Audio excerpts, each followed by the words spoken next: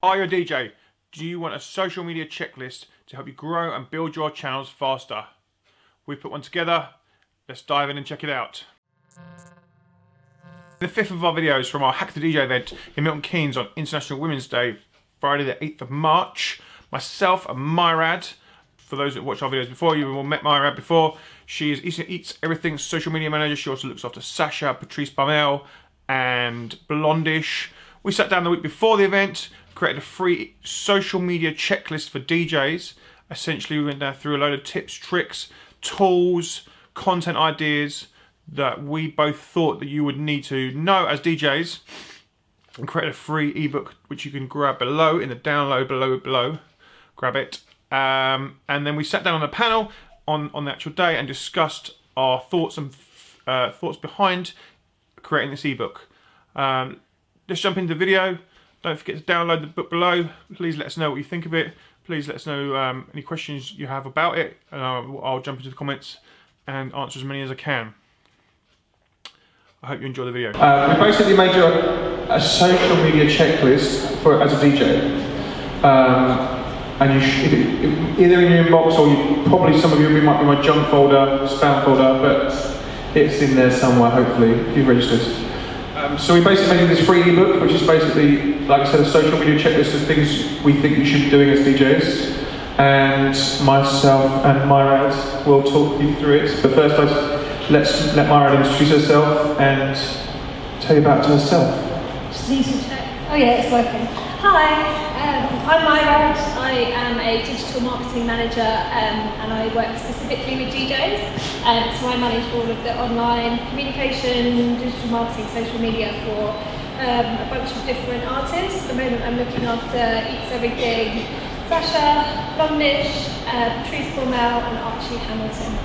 So yeah, my kind of day-to-day job is pulling together content from everywhere, from all the different artists, projects, and all the different promoters, labels, and finding the best way to communicate from all of our key messages across social media and ensuring that we get the best reach and engagement on every post and therefore grow pages and the presence of each artist.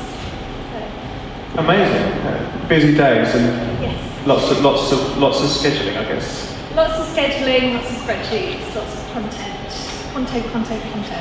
So we've kind of bashed heads earlier in the week, and we made this ebook. You've got yours on, yeah. Which we thought we'd just take things right from the very basics because we don't want to know that everyone's levels. So if some things become obvious, yes, apologies, but yeah, we've gone right from the very start. We just thought we'd go through some of the stuff that we think you should be doing before you even get started as a DJ, and then some of the stuff that's kind of regular that Myradh's doing every day. Cool.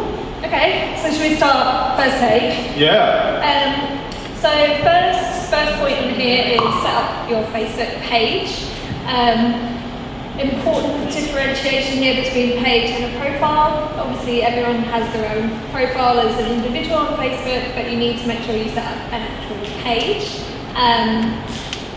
This is important for a number of different reasons. There's a limit on how many people you can have as a friend, as a profile.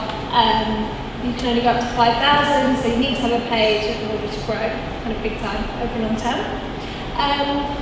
And then, go on. Yeah, and I noted that I guess using business mode for Facebook as well and for Instagram, because it just again you get more options than you do as a normal page. Yeah. And we've put the links on the page to tell you how to do that. Yeah, you get you can run adverts, which at some point will become relevant for everyone.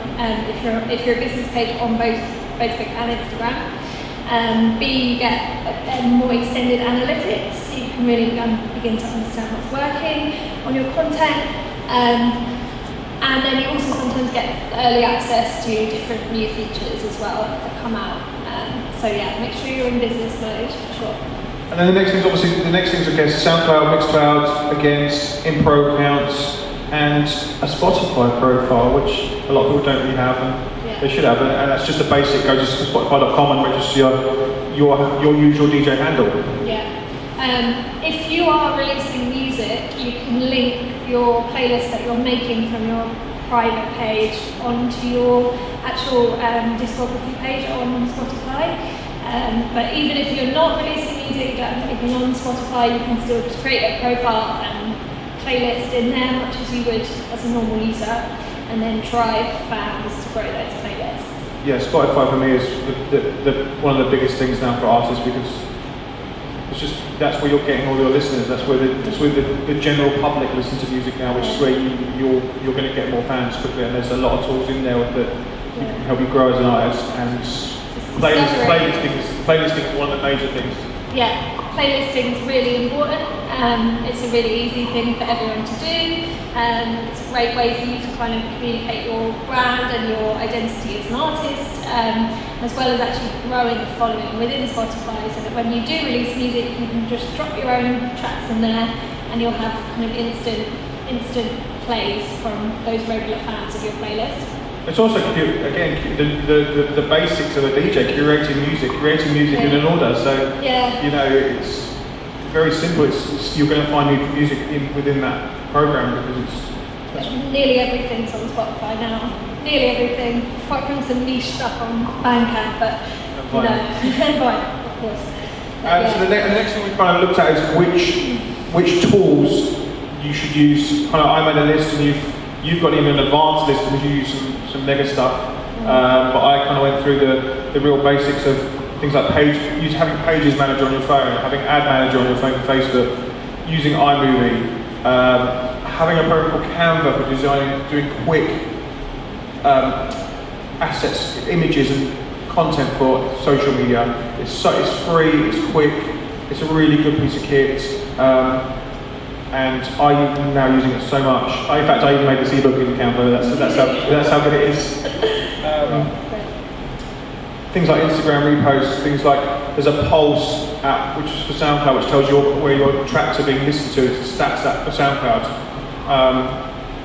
Artist.spotify app, it tells you where your tracks are being played. And things like, there's even little things like cuts. I use a thing called Cut Story. It basically takes my videos and cuts them into story-length 15-second strips, you know? Yeah, stuff like that's great. I also have another app which I live and die by, which is called InShot. And on there you can add music to videos, you can resize for any different platform, any different dimension. You can add effects, filters, loads of stuff. That's really handy for kind of making video on the fly.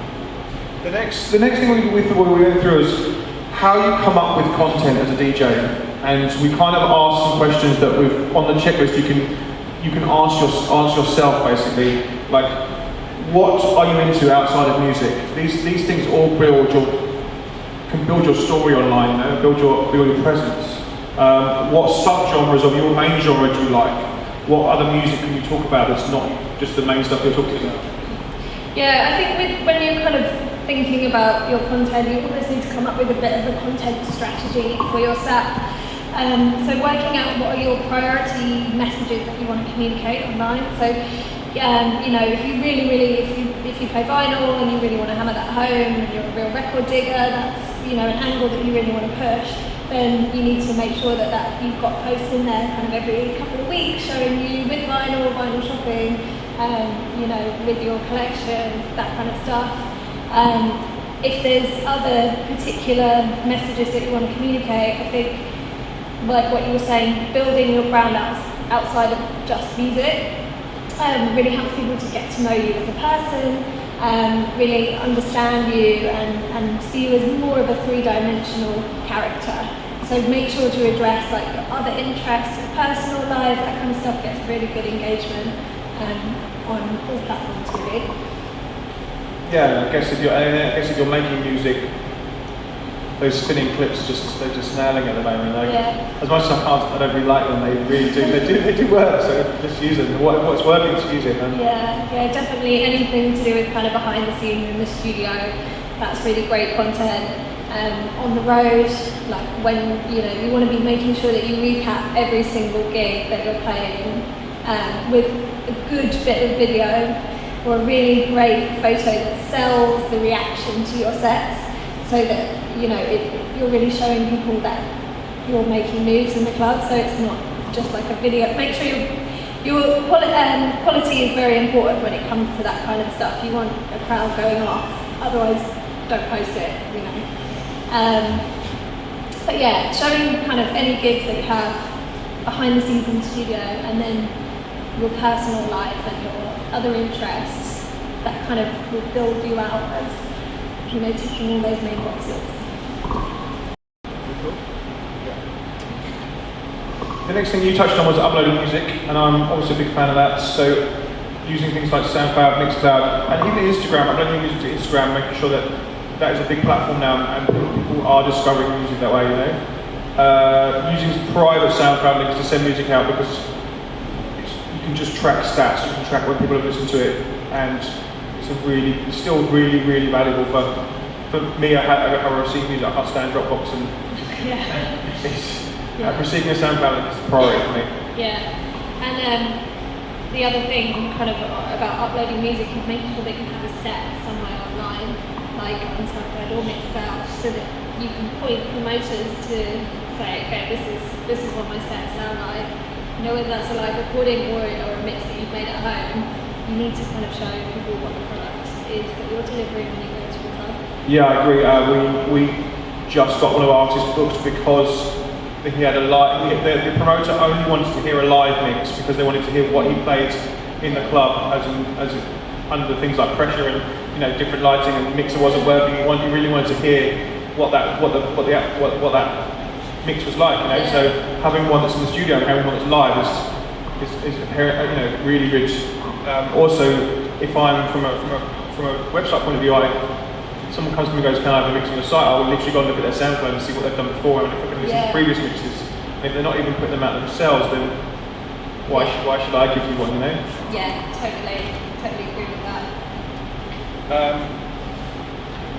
The next thing we want to talk about is using your insights. Yes. You obviously look at lots of stats all day, and stats are your friends. Yeah, stats are your friend, insights are your friend. So everyone has access to insights on Facebook and on your any Facebook page and on Instagram. I think we'll probably talk a little bit about Instagram today, as I think that is a very important platform for everyone.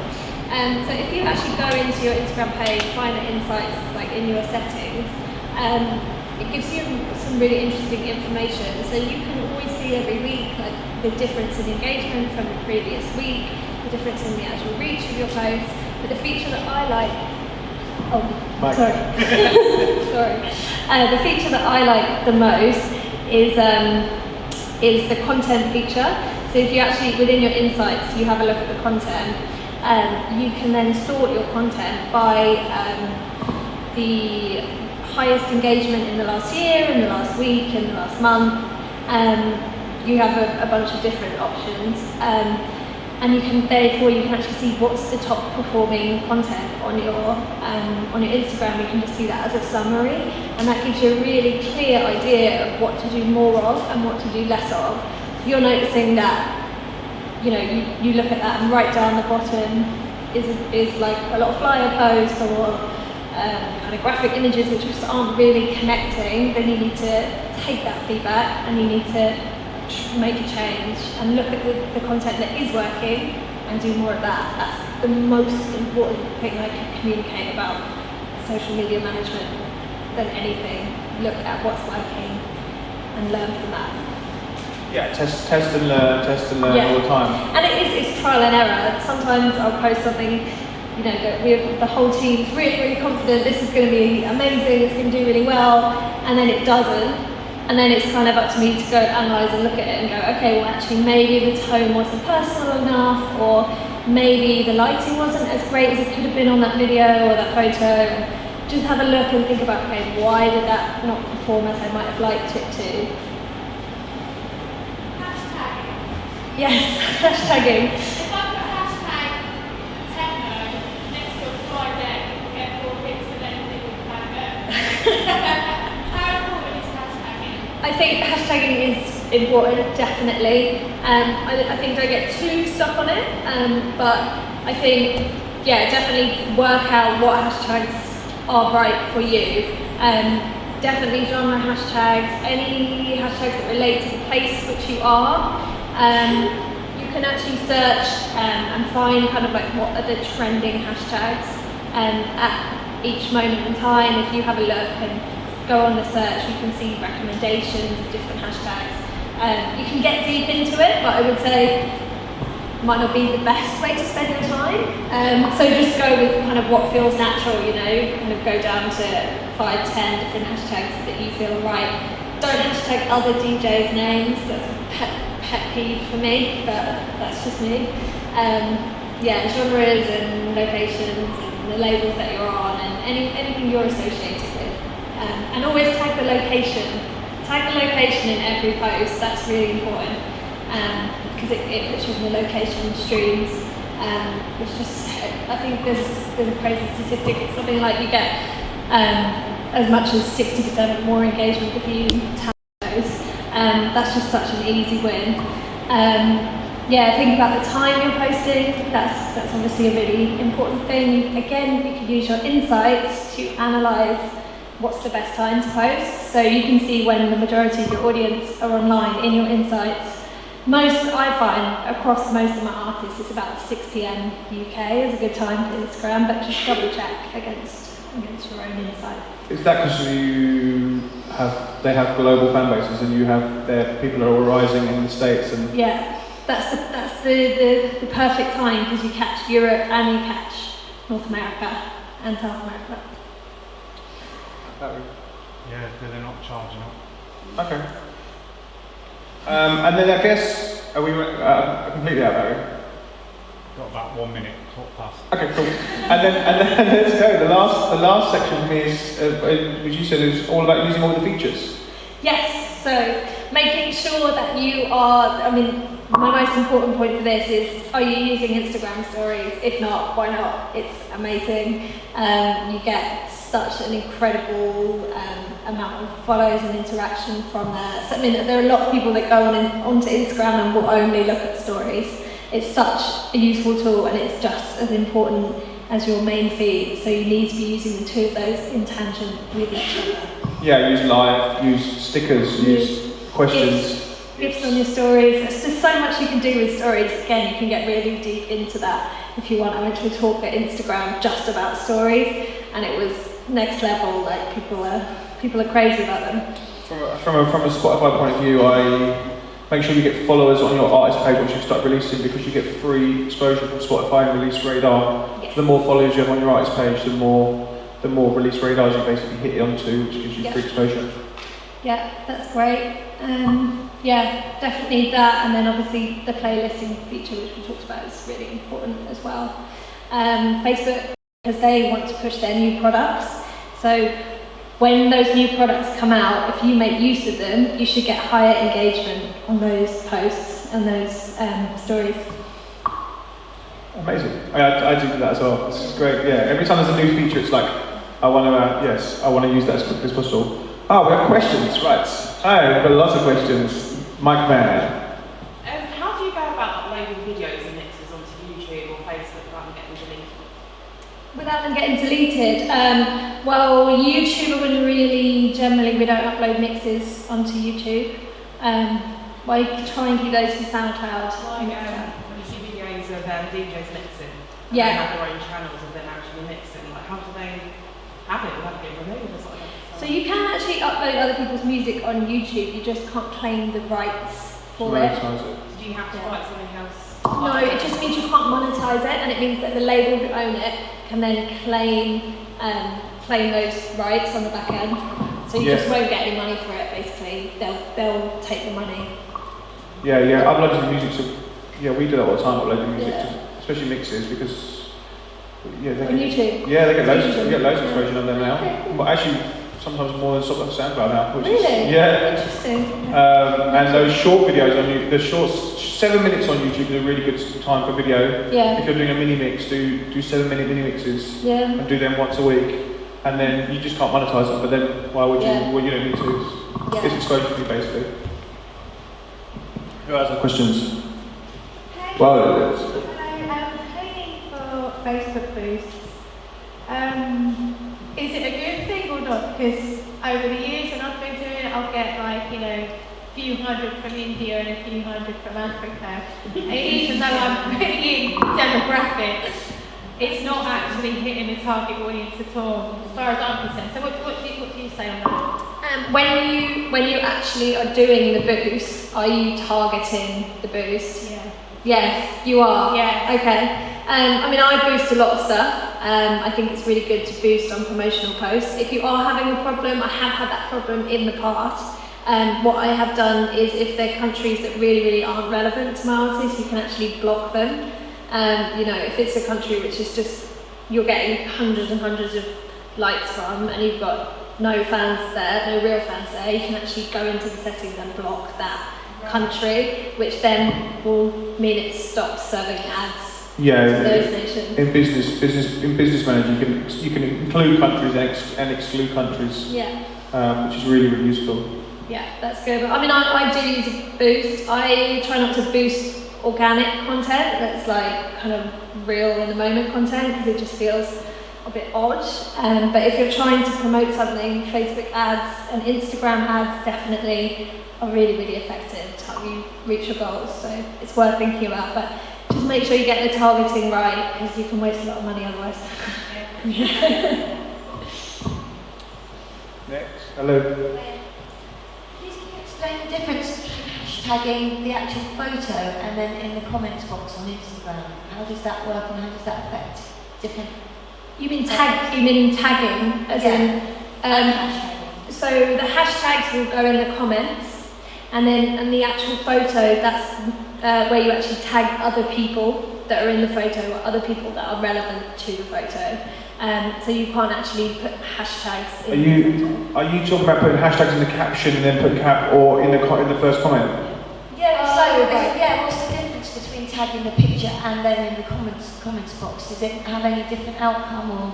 It just means if you tag someone in the picture, it will appear in their tagged photos feed. So that's an additional place that your photo is appearing within the app. Whereas if you just tag their name in the comments, then they just get a notification, but it doesn't appear to their followers that they've been tagged in that post. So ideally you need to do the photo as well and then. Yeah, so tag the people in the photo, and then you can tag them in the copy if it fits as well. But then if it doesn't fit with the copy, you can just tag them in the photo, and they'll get a notification.